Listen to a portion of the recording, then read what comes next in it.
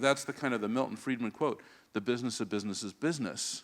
And I understand that, philosophy. I learned that, when I was at USC, which is like the pursuit, of the dollar. That's great. But it's not mutually exclusive from the mutual pursuit of the common good. And if you can unite business to making it a force for good and a force for change, that's where you can make a difference. And you can see that with what we're going through right now in Georgia. We are busy down in Georgia right now because you have state senators, who are trying to pass a bill that is going to allow them to discriminate against people in Georgia.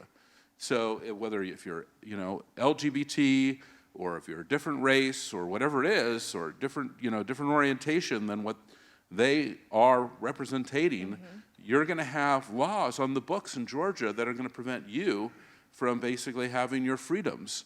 And our employees, kind of look to me and say, well, you need to go fight for us in Georgia because we don't want to be discriminated against. We went through exactly the same thing exactly 1 year ago in Indiana, where we had a governor in Indiana, hey, you're out there, saying you're making the world better, that signed a horrible law that allowed Indiana to discriminate against our employees and our customers.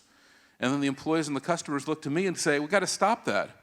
Now, starting last week in Georgia, we have the same thing happening. House Bill 757. The New York Times editorial board wrote a brilliant piece on Friday on this bill, which basically said this is a highly discriminatory piece of legislation in Georgia, and it's going to really impact people in a negative way. It's going to impact the economy in a negative way. And you have these senators in Georgia who are fighting us, on Twitter and all this, saying this is great and we love it.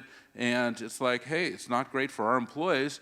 And if you put that bill in Georgia, the first thing we did was I went to Twitter, and I have a little Twitter poll that I did on Friday, which was, hey, if they pass this bill, do you want us to have our Connections conference in Atlanta?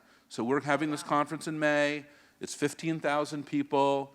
We have to bring our customers in and employees from all over the world.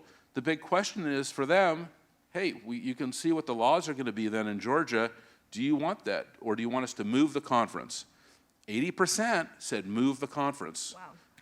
20% said keep the conference where it is.